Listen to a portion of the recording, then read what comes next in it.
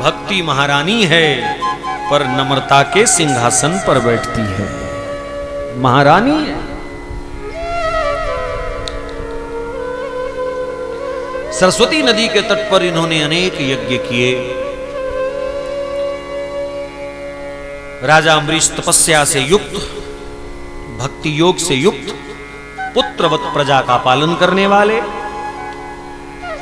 और स्वधर्म के द्वारा भगवान को प्रसन्न करने में लगे हुए थे। इनकी पत्नी भी बड़ी धर्मपरायणा थी। धर्मानुष्ठानों में सदैव आत्मीय भाव से सहयोग किया करती थी। एक बार राजा अम्बरीश ने वर्ष भर एकादशी का पालन किया। क्या किया जी? वर्ष भर एकादशी का पालन किया। इसका अर्थ ये नहीं लेना कि एक साल उन्होंने एकादशी रखी बाकी नहीं रखी। इसका अर्थ संतों ने यही लिया है कि एकादशी तो सदा करते थे, हर 15 दिन बाद जो आती है, लेकिन 15 दिन बाद एक एकादशी व्रत करके शायद उन्हें संतुष्टि नहीं हुई। यहां संतों ने इस बात का अर्थ ये लिया है कि 365 दिन को ही उन्होंने एकादशी मान लिया, और वो भी निर्जल निराहार। आप लोग सब करते हैं एकादशी के? नहीं। जो नहीं करते वो शुरू कर दो, पुरुषोत्तम मास से शुरू कर दो, इस तीर्थ से, धाम से। यही प्रसादी आज जो नहीं करते उनके लिए यही प्रसादी हो जाए कि बस आज के बाद हम एकादशी व्रत करेंगे, ये संकल्प करो। शास्त्रों में लिखा है जो एकादशी के व्रत का पालन नहीं करते उनकी हरि भक्ति नष्ट हो जाती है। अन्न खाना पाप है। एकादशी को अन्न खाना पाप खाने जैसा होता है जी। इसलिए एकादशी का व्रत करो। 14 दिन ये चक्की चलती है, एक दिन उसको आराम मिल जाएगा, थोड़ा तंदुरुस्त रहोगे। धार्मिक, आध्यात्मिक, शारीरिक और आर्थिक हर लाभ है एकादशी व्रत में, और बड़ी कृपा करती है एकादशी। हरि भक्ति में वृद्धि होती है एकादशी व्रत करने से। निष्पाप हो जाता है जीवन, और निष्पाप होते ही शांति का संचार होने लगता है। शांति कब आएगी?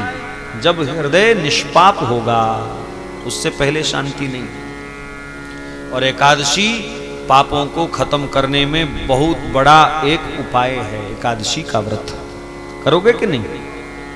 पक्का? हाँ, मैंने कौन सा देखने आना है?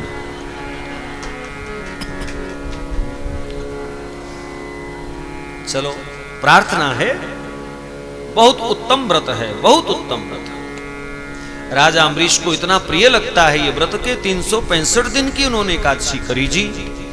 और फिर कार्तिक मास में ही पारण करने लगे। द्वादशी वाले दिन सैकड़ों हजारों ब्राह्मणों को, संतों को बुला करके भोजन कराया, दान दक्षिणा देकर के सबको विदा किया, और स्वयं भोजन के थाल को लेकर के बैठे, ब्रह्म अर्पण किया। प्रथम ग्रास अभी हाथ में लिया था ऐसे कि सामने से दुर्वासा जी आ गए, और वो प्रथम ग्रास छोड़ दिया, खड़े हो गए। आइए महाराज, मेरा कुल पवित्र हो गया, मेरा घर पवित्र हो गया, मेरा व्रत धन्य हो गया, जो आप जैसे महापुरुष आज मेरे घर में पधारे।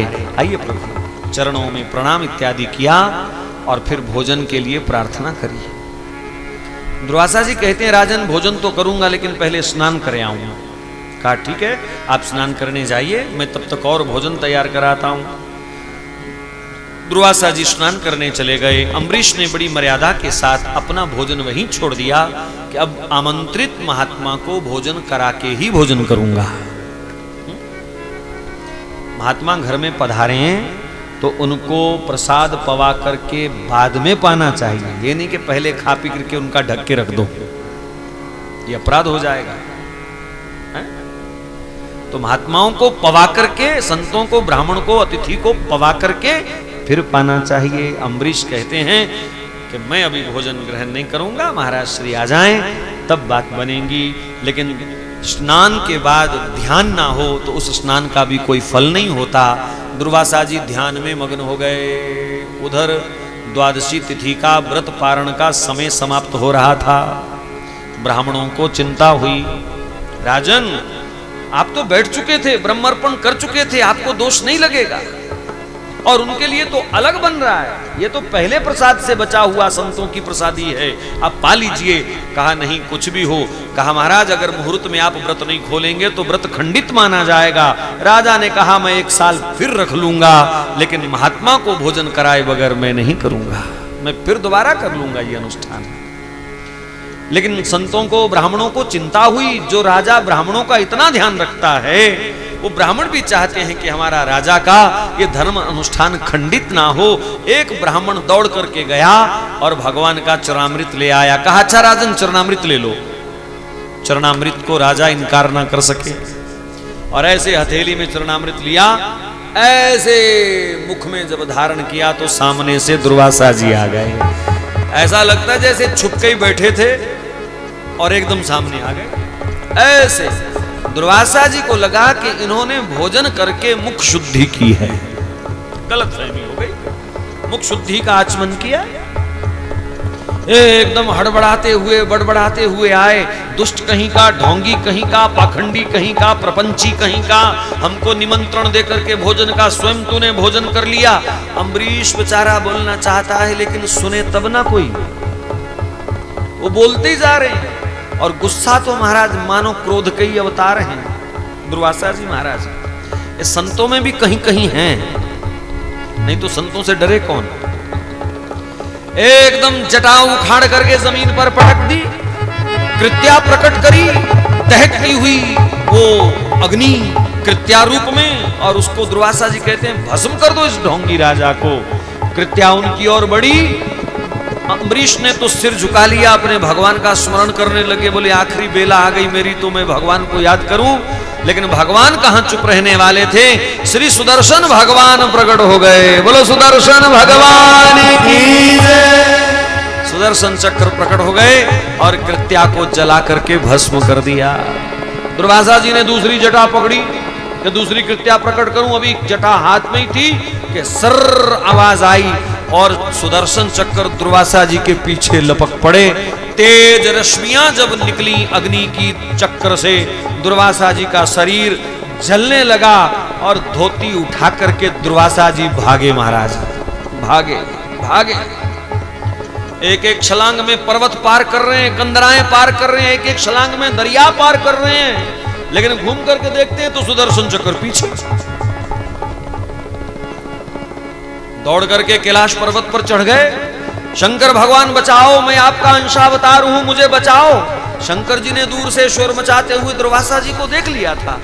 अरे आज तक तो दुर्वासा जी के आगे लोगों को दौड़ते देखा था, लेकिन आज दुर्वासा जी दौड़ रहे हैं, चक्कर क्या है। ध्यान लगाया, अरे ये तो वैष्णव अपराधी हो गए, आज वैष्णव का अपराध किया है। शंकर भगवान बचाओ, शंकर भगवान बचाओ। भगवान शंकर बोले ओ मकराना रोड से ही निकल जा, इधर मत आना, इधर मत आना, वैष्णव अपराधी को यहां शरण नहीं मिलती, चले जाओ। कहा आपका सुदर्शन चक्र मुझे काट देगा, कहा मैंने विष्णु भगवान को दान कर दिया है और दान की हुई वस्तु पर अधिकार नहीं रहता, उधर जाओ। क्षीर सागर में भगवान विष्णु के उस शेष शैया के आसन के सामने खड़े हैं। दुर्वासा जी पुकार रहे हैं प्रभु बचाओ, प्रभु बचाओ, आपका सुदर्शन चक्र मुझे काट डालेगा। जल में खड़े हैं, सुखदेव जी कहते हैं जल में खड़े हैं दुर्वासा, फिर भी सुदर्शन चक्र की रश्मियां जला रही हैं उनको। परमात्मा का अपमान हो जाए तो शायद भगवान क्षमा कर दें, लेकिन परमात्मा के किसी भक्त का अगर अपमान हो गया तो भगवान क्षमा करते नहीं हैं जी, ध्यान रखना। बचाओ बचाओ कह करके दुर्वासा जी चिल्ला रहे हैं। भगवान ने कहा देखो दुर्वासा जी, ये सुदर्शन चक्र मेरा नहीं है, ये सुदर्शन चक्र मेरा नहीं है। प्रभु क्या कह रहे हो, आपका नहीं तो और किसका है। भगवान कहते हैं मैं खुद अपने बस नहीं हूं तो मैं चक्र की क्या जिम्मेवारी लूं।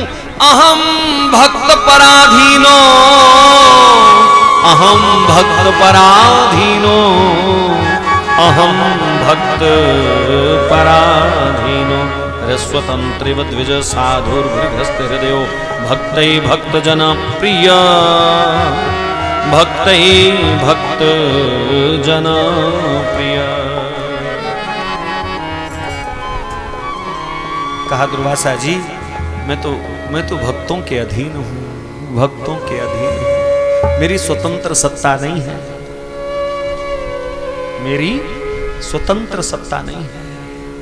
करहूं सदा तिनके रखवारी, जिमि बालक राखहीं महतारी।